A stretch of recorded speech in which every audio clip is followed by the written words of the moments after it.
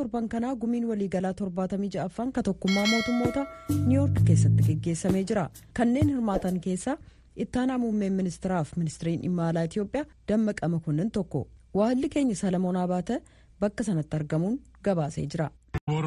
ፕሬዝዳንት ከሁሉ አስቀድሜ የ76ኛው የተባበሩ መንግስታት ድርጅት ጠቅላላ ጉባኤ ፕሬዝዳንት ሆነው በመመረጦ እርሶንና እህት ሀገር ማልዲቭን እንኳን ደስ አላችሁ። ኡልፋቱ ፕሬዝዳንቲ ሁንደድሮ ጉሚ ወሊገላ ከተኩማ ሞቱሞታ 76ፋፍ ፕሬዝዳንቲ ታተኒ ፍለተሙ ከሰኒፍ ኢስኒፍ ቢዮ ብሌቲ ታቴ ማልዲቭን በገገመደን ጀቹን በርባዳ ጉሚ ወሊገላ 75ፋ ከውምሳን ከግጌሰን ቦልካን ቦስኪሪፍስ ድንቅሲፈና ቀቡን ኢብሳ እትደበሌስ ተኩማ ሞቱሞታ ተጃጅሉፍ ደገርሰ ኦላናዳን እረዴቢውን ከንፍለተመን አንቶኒዮ ጉተሬሲንስ በገገመደን ጀቹን ፌዳ ሰረርካ አዱኛት ኮቪድ-19 የሮ ያዶ ተይጅሩት biyya simatteenu keessummeessites galatan dhiyeessaa jedhan ittaanaa muummichi ministeeraaf ministiriin dhimma alaa Itoophiyaa Dammaqa Makonnin.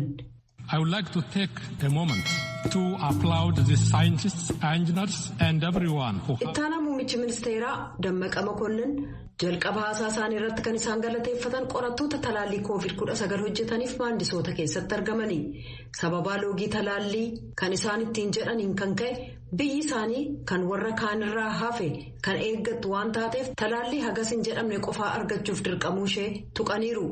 Sababa COVID-19 kan miidhame dinagdeen biyyoota guddataa jiranis deeggarsa hiika qabuuf tarkaanfii deeggarsa maallaqaa fakkaatuun furmaata argachuun akka irra jiraatu yaadachiisaniiru. Weerara kanaan addatti baafamee eegamuu yookaan fayyaa ta'uun hin danda'amu martinuu fayyaan ta'u taanaan eenyuyyuu fayyaa ta'uu hin danda'u jedhan ittaanaa muummichi ministeerichaa.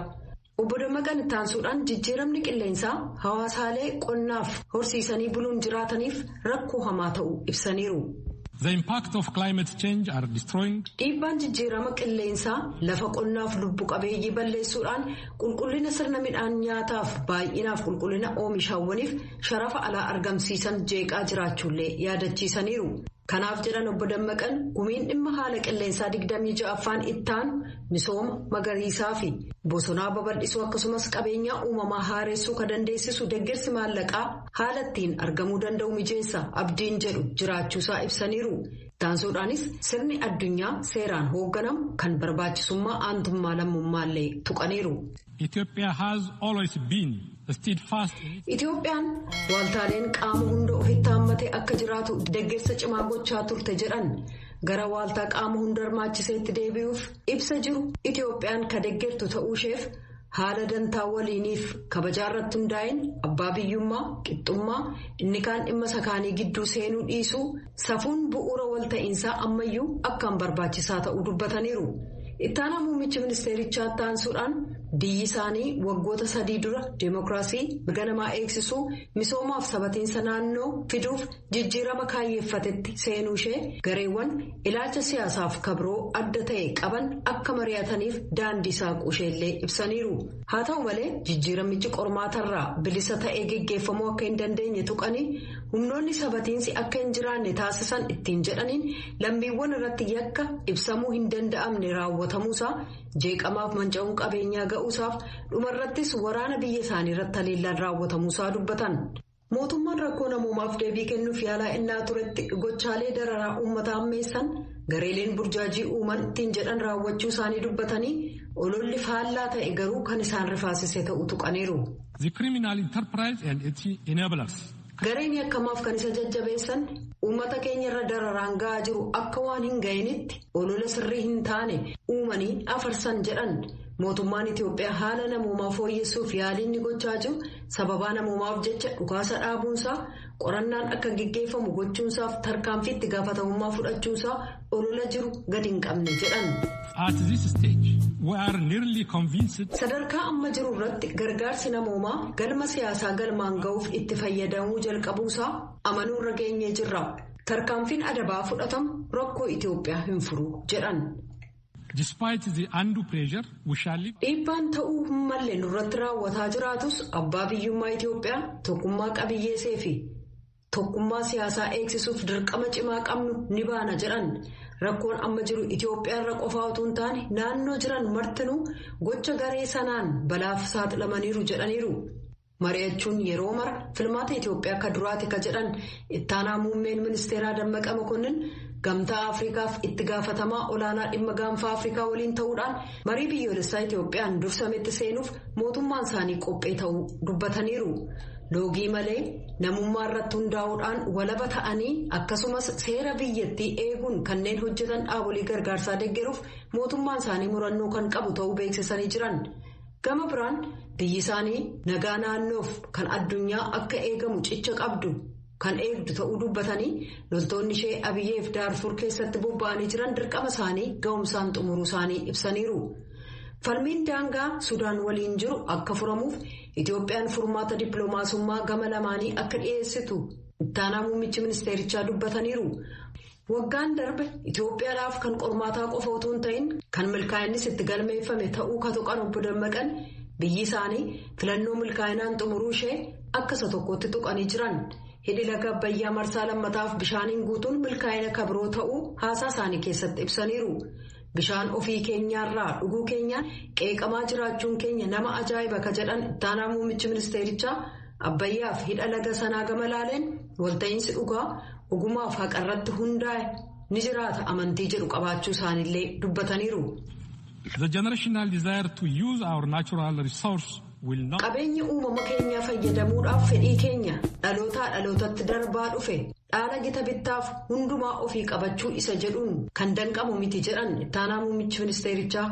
Araarteessoonni keenya adeemsa Afrikaan hoogganamu keessatti ba'ii martinuun keenya warra injifatan itti taanu ni qophaa'a jennee amanna jedhan. Gama biraatiin viidiyoo dursamee waraabameen ergaa isaanii gumii waliigalaa sanaaf kaleessa kan dhiyeessan muummichi ministeeraa Sudaan Abdallaa Hamdook hidhi laga Abbayyaa miidhaa nurra geessisaa yaaddoo jedhu qabaachuu isaanii ibsanii hojii hidha sanaa qaama tokko qofaan bishaaniin guutamuusa jedhu qeeqaniiru. Dhaaboliin naannoo gamtaa Afriikaa fi kan IGAD fafakkaatan yaalii gochaa jiran illee galateeffataniiru. Ajjeechaa jabaa humnaan gudeeddiif qeerraa buqqisuu dabalatee dhiittaan mirga namaa hamaan loltoota Itoophiyaa, Eertiraa akkasumas milishaaf humna addaa naannoo Amaaraan Tigraay keessatti raawwatan yakkawwan jedhaman jaarmoliin mirga namaa akka sadarkaa addunyaaf qaamotee adda addaan dhiyaataa turus mootummaan Itoophiyaa yakkawwan sana sadarkaa olaanaadhaan innaa haalu kun isa jalqabaati. Ministeerri dhimma alaa Yuunaayitid Isteets kana dura walitti bu'iinsaaf wal waraansa Tigraay keessa jiruun wal qabate ajaja humna waraanaa waliigalaa Eertiraarra uggura kan kaa'e yoo ta'u aangoota Itoophiyaa Eertiraaf aangoota naannoo Amaaraa irratti kana dura uggura kaa'uun ni yaadatama. Pireezidaantii Joo Baayidenis torbee ajaja sadarkaa olaanaa baasaniin kanneen rakkoo sana hammeessuu danda'an jedhanirra uggura haaraa kaa'uu aangoo dandeessisu ministeera maallaqaa akka biyya isaaniif kennanii jiru. Jalqaba torban kanaa mata duree ta'ee ture caffeen Oromiyaa yaa'ii isaa geggeessuudhaan hoogganoota filachuu isaatii Galmoo Daawit Adaamaarraa gabaase. Walga'ii isaa sanbata darbeen caffeen Oromiyaa dursa hojii bara waggaa 5 darbe cufe. San booda Afyaayii bara hojii darbe hojiirra turan Adda Loomii Badoo gaggeesse. Afyaayii Haarawa dargaggeetti gana 32 Sa'aadaa Abdurrahmaanii fi itti aanaa ammoo Obbo Eeliyaas Uummataa muude. Yeroo kanas muudama kana caffeef kadheessan Obbo Fiqaaduu Tasammaa caffeetti bakka bu'aa mootummaa. Muudama ammaa keessatti dargaggeeyyii fi warri buleeyyiin muuxannoo qaban wal faana muudamaniiru jedhan. Adde Sa'aadaanis sagalee caalmaa 453 argatuun Afyaayii mootummaa naannoo ta'uun muudamtee jirti. Uummata Oromoo aadaa fi seenaa boonsaa qabu kanaaf sabaa fi sablammoota naannoo keenya keessatti jiraatan biroo tajaajiluudhaaf filamuun carraa fi ulfina guddaa waan ta'eef caffee kabajamaa kana galateeffachaa gammachuu guddaa natti dhagahame ibsuun barbaada. Samboodas caffeen raawwii fi dandeettii isaanii ilaaluudhaan muudamuu qabu jedhee pireezidaantii naannoo Oromiyaa ammaa Obbo Shimallis Abdiisaa ammas gadaa dhufuuf pireezidaantii mootummaa naannoo Oromiyaa akka ta'an muudee jira. Kaadhimummaa Obbo Shimallis kadheessan Obbo Fiqaaduu turan. Obbo Shimallis Abdiisaa hooggansa dhaloota haaraa keessaa kan dhufan uummata isaanii kan jaalatan waan xinnaa osoo hin taane waan gurguddaa karoorsuu raawwachuu hooggansa akkasii nama kennanii fi kwaalitii akkasii kan qaban gaaffiin uummata Oromoo fuuldeerraa akka deebi'uuf Oromummaan bakkatti akka deebi'uuf jechaan osoo hin taane halkaniif guyyaa yaada isaanii beekumsa isaanii dandeettii isaanii kanarra kan oolchan naannoo keenya keessattis hooggansa dhaloota haaraa argaman qabatamatti gochaan mirkaneessan waan ta'eef diiwwan gurguddoo amma karoorfatanis galmaan ga'uudhaaf ga'umsaaf dandeettii hin qaba jedhee paartiin keenya pireezidaantummaadhaaf dhiyeessee jira. Samboodas pireezidaantii Shimallis Caffee Faasaa taasisan irratti milkaa'ina filannoo biyyaalessaa ja'affaaf jiraattota naannoo Oromiyaa galateeffatanii jiran. Kabajamoo Afyaa'ii kabajamtoota miseensota Caffee mootummaa haaraa ijaaramu kun ergamoota gurguddootu fuuldura isaa jira. Gama tokkoon hirmaannaa hawaasa keenyaatiin rakkoo nageenyaa akka naannoo keenyatti jiru hiikuuf qabsaa'aa birmadummaa biyya keenyaa sadarkaa olaanaan kabachiisuuf humnoota shororkeessitoota TPLF fi shanee dhabamsiisuudhaan abjuu diinota keenyaa fashaleessuun nageenya amansiisaa mirkaneessuu irraa eeggama. Gama biraatiin ammoo imala badhaadhinaa eegalle sadarkaa maatiitti mirkaneessuudhaan Oromiyaa fi Itoophiyaa badhaate fi diinota isheetiif hin jilbeeffanne ijaaruun dirqama ta'a. Itti aansees pireezidaantii Shimallis miseensa kaabinee isaanii namoota 32 dhiyeessan achiis ittaanaa isaanii obbo Awwal Abduu akka muudamanii fi caffeef kaadamanii dhiyeessanii caffee raggaasiseefii jira. Gidduu kanatti garuu obbo Taayyee Danda'aa dabalatee miseensonni kaan adeemsi caffeen ittiin kaabinotaa fi Afyaa'ii muude sirrii mitii jechuun mormii kaasanii turan. Caffeetti bakka buutuun godina Gujii Lixaasii muudamni kun kan godina maras haammate miti jechaan komii dhageessanii turan. Kanaaf deebii kennan caffee Oromiyaatti bakka bu'aan mootummaa naannoo Oromiyaa obbo Faqaaduu Tasammaa komii adeemsaa irratti muudamni marti miseensota koree giddugaleessaa paartiin gaggeeffamu sunis seera ta'uu kan muudama namoota godinaalee mararraa hin haammanne jedhuuf ammoo namoonni muudaman yoo aangoo naannoof muudamanii godina isaanii qofaaf odoo hin taane jiraattota naannoo guutuuf hojjetu jedhan. Kana malees muudama aangoo sadarkaa biyyaalessaatti taasifamuufis namoonni qabaman waan jiraniif kun ta'ee jiran obbo Fiqaaduun. Pireezidaantii Shimallis aboo torbee darbe kana miseensota kaabinee firaniini Angawaa adda bilisummaa Oromoo obbo Araarsoo Biqilaa hoogganaa biiroo waajjira hojjetaa fi hawaasummaa Oromiyaa taasisuun muudanii jiran. Aadde Addunyaa Ahmadiin hooggantuu abbaa alangaa mootummaa, obbo Gazzaalee Abbaa Simal hoogganaa mana murtii waliigalaa Oromiyaa, obbo Tafarii Wandaafraa hoogganaa waajjira odiitii muummichaa Oromiyaa akkasumas obbo Hussein Osmaan koomishinara farra malaamaltummaa Oromiyaa taasisuun muudee caffee walga'ii isaa waggaa 6ffaa kan bara hojii jalqabaa xumuree jira. Gabaasa Sagalee Ameerikaaf Galmuu Daawit Adama.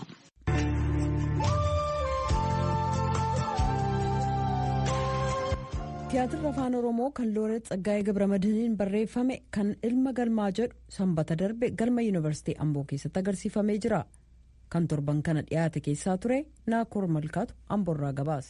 Ammayyaatee nama dargaggeessa ammaatiif ta'uu danda'uun moodifaayi goonee dhiyeessine jechuudha. So egaa tiyaatirri kun keessattuu Looreet Tsaggaayeen quuqama Oromummaa nama qabu. Cunqursaa dhiittaa uummata Oromoo irra gahaa ture tiyaatira isaa keessatti, aartii isaa keessatti, barreeffama isaa keessatti adrees gochaa akka inni ture kan agarsiisudha jechuudha. Aartii isaa keessatti kan agarsiisudha jechuudha. Egaa kana keessatti maali tuu mul'ate tokkoffaa Oromoon kanaan dura barreen darban keessa dhiittaa irra gahaa jiraachuusaa. Kanuma keessatti illee dhiittaa cunqursaa irra gahu keessatti hammam quuqama biyya kanaaf akka inni qabu tiyaatira kana keessatti argineerra. Daba seenaatiin godoo keenya mancaase. Dhaloota jallifnee egeree isaanii maseensi. Bakka adda durummaa fudhachuun ilma galmaa irratti kan hojjete miseensi garee giddugala qorannoof qo'annoo aadaa Looreet Tsaggaayee Gabramadiin Waaqjiraa Saamu'eel waa'ee taatoo bakka bu'ee hojjete akkas jedha. Ayyaana jala bultii masqalaa fi irreechaa sababeeffachuudhaan aadaa keenya, duudhaa keenya, jiruuf jireenya keenya aartiidhaan calaqqisuudhaaf hayyuu dureen Oromoo abbaa gadaadha akkuma beekamu.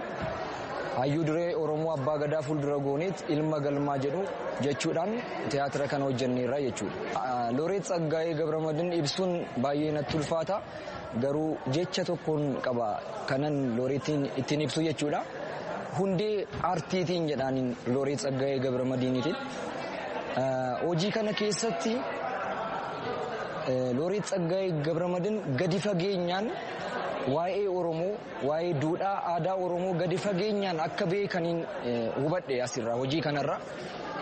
Anis immoo gara fuulduraatti wantan argadhe, wantan baradhe fayyadamuudhaan aartii Oromoo, aadaa Oromoo, afaan Oromoo, duudhaa Oromoo ol guddisuun.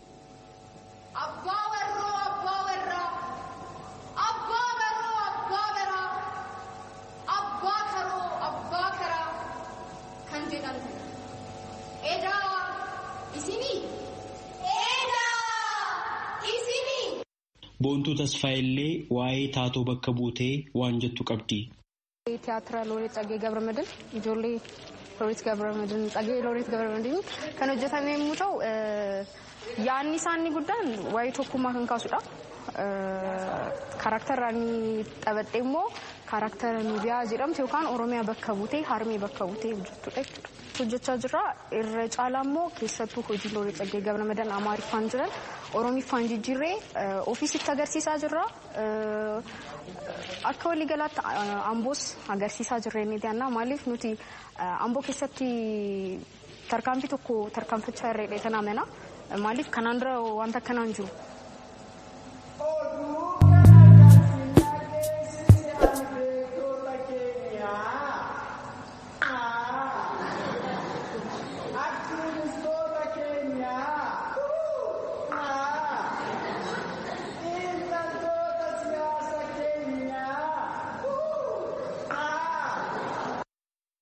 Barsiisaa Raggaasaa tiyaatira Ilma Galmaa irratti daawwattoota kolfaan fixe.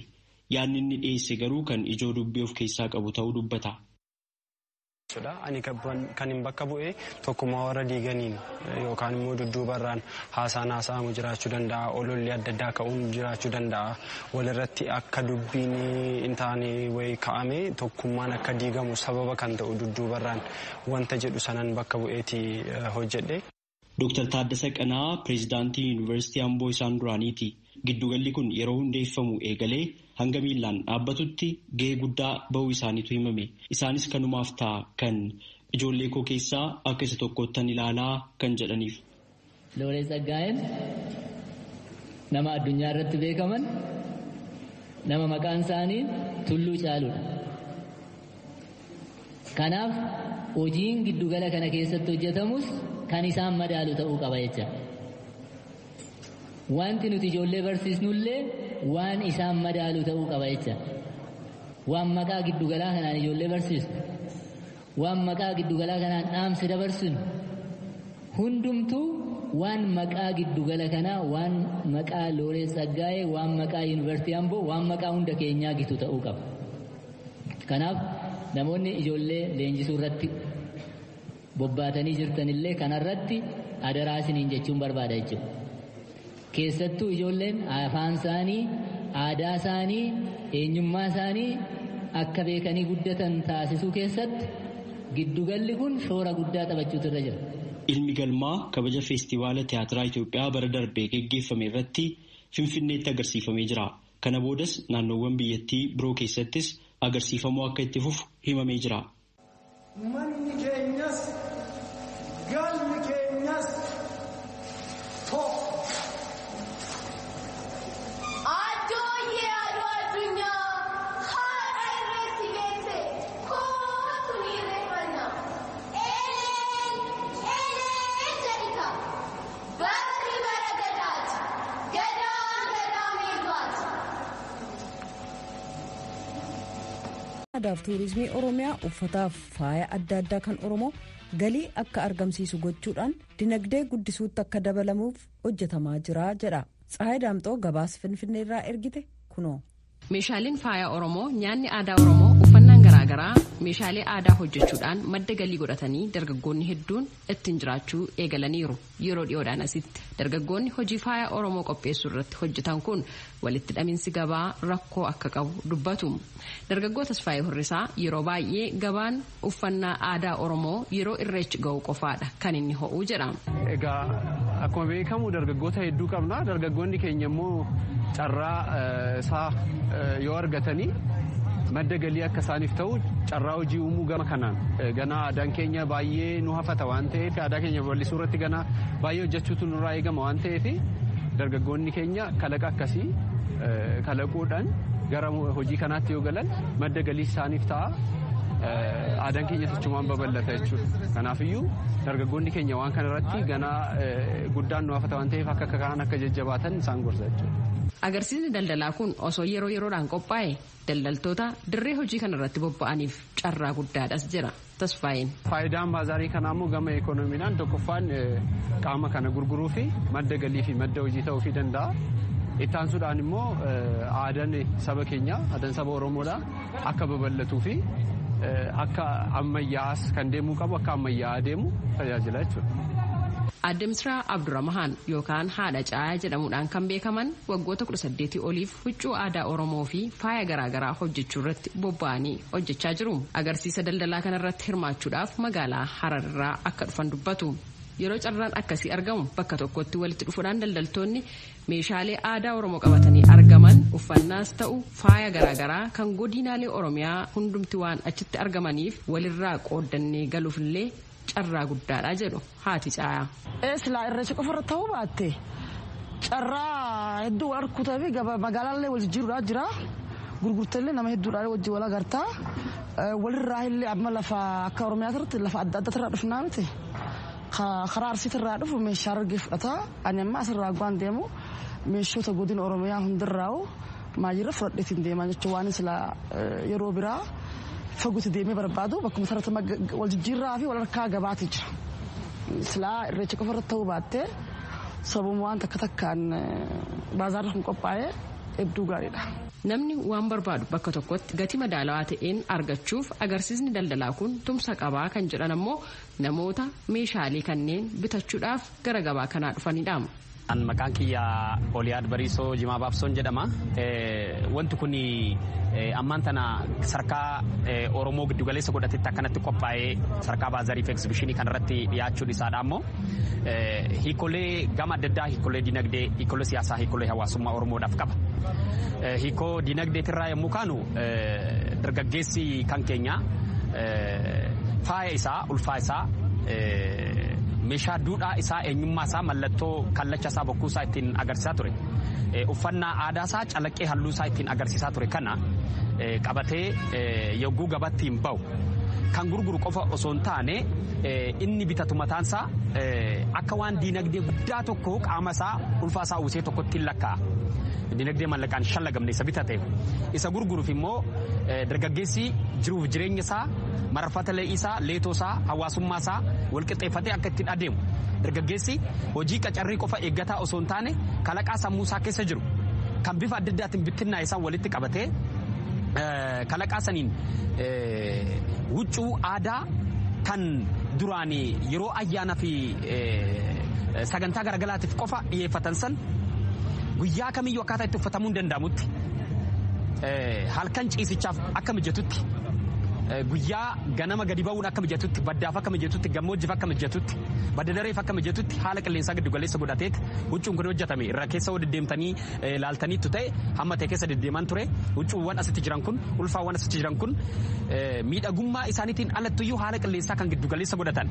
Addisiifan Tashoomee qindeessituu agarsiisa daldalaa irreecha bara 2014ti. Iddoo kanatti qophaa'uunsaa giddugala aadaa Oromoo waan ta'eef giddugala kanatti immoo namoota baay'ee walgaa dargaggoota baay'ee walgaa waan sana ilaaluutti dhufanii immoo uffata aadaa akkas miidhagaa argachuun bakka tokkotti argachuun jaraaf yeroo irreechaati waan ta'eef hunduu miidhagee mul'achuu fi waan kana iddoo akkasitti argachuu filannoo baay'ees qaba. Wantoonni gara iddoo garaagaraa taa'urraa immoo iddoo tokkotti gaafa dhufanu filannoo garaagaraa argachuu fi baay'ee murteessaadha waan ta'eef. Irreechi guyyaa galataati. Yeroo itti uummanni Oromoo uumaa isaa itti galateeffatudha. Ayyaana uummata miiliyoonota keessummeessu kana gara madda galiitti jijjiiruudhaaf akkasumas dargaggootaaf carraa hojii akka ta'uuf hojjetamaa jira jedha odeeffannoon Biiroo Aadaaf Turizimii Oromiyaa. Kanaaf irreecha maqaa dhahachuudhaan sagantaaleen qophaa'an madda galii akka ta'an akkasumas aadaan uummata Oromoo kana fakkaata akka jedhamu gochuudhaaf bu'aa qabaa kan jedhan ammoo itti aanaa hoogganaa Biiroo Aadaaf Turizimii Oromiyaa fi hoogganaa damee misooma aadaa obbo Biraanuu Buxeeti. Agarsiisni baazarii fi egzibishinii kun akka qophaa'us kan barbaade kaayyoon isaa inni guddaan irreechi ayyaana irreeffannaa qofa ta'eetiin dabruu hin qabu. Madda turizimii ta'uu danda'uudha qaba. Madda diinagdee ta'uu danda'uudha qaba. Oromoon qabeenyi guddaan wolooti jedheetiin kan yaadu irreecha. Irreechi keessattuu Finfinneetti irreeffatamuu kan jalqabeetiin jedhe waggootiin sadan kana keessattidha. Yeroo sadaffaati amma kan asitti geggeeffamaatiin jiru. Bara dheengaddaa sababii koovidiitiin akkaataa barbaadameen sadarkaa barbaadamu sanatti kabajuun hin dandeenye. Karama wal fakkaatuun irreechi qofa miti kan inni carraan isaa daanga'eetiin kan ture wantoonni irreechaaf barbaachisan aadaan duudhaan seenaa uummata Oromoo wanti calaqqisiisuu danda'a faayaan Oromoo uffanni aadaa Oromoo asitti baheetiin agarsiisa aadaa irrattis namoonni adda addaatis bitatanii itti fayyadamuu akka danda'an taasisuudhaaf carraan akkanaa hin uumamne ture. Bara kana garuu irreechi karaa bal'ina qabuun jaalattoonni ayyaana irreechaa sabaaf sablammoota biyya kanaa kan ta'anii fi uummanni Oromoo guutummaatti baay'eetiin irreecha kana irratti hin hirmaata jedhameetiin waan yaadamuuf baazaariif agarsiisnu kun waan Oromoon qabdu jala bultii isaatiitti hawaasni aadaa Oromootis seenaa Oromootis duudhaa Oromootis hin beekne akka baru taasisuu fi uummata Oromootis ta'ee jaalattoonni aadaa Oromoo jaalatan asitti dhufaniitiin faaya uffata aadaa Oromootiin faayamuu kan barbaadan ammoo carraa akkanaa kan argataniitiin akka faayaman taasisuudhaa fi baazaariif egzibishiniin kun asi banameetiin tajaajila kennuu akka danda'u taasifamuudhaa fi kan yaadamee baname jechuudha. Agarsiisni daldalaa kun gama tokkoon namoota hojii daldalaa uffannaa fi nyaata aadaa Oromoo akkasumas faaya Oromoo irratti bobba'aniif madda galii isaanii babal'isuu gama biraatiin ammoo aadaa uummatichaa beeksisuudhaa jiran. Sagalee Ameerikaatiif Tsahaay Daamxoo Finfinnee. Afaan Oromoo galgala keessaa sa'a 2:00 jalqabee hanga sa'a 3:00 sanbataaf dilbata saatalaayitiidhaan dabarsu kanarraa asirratti raawwata. Kan isin keessummeesse Antuu Jibee Horaatii qophii boriitiin walitti deebina nagaatti bula.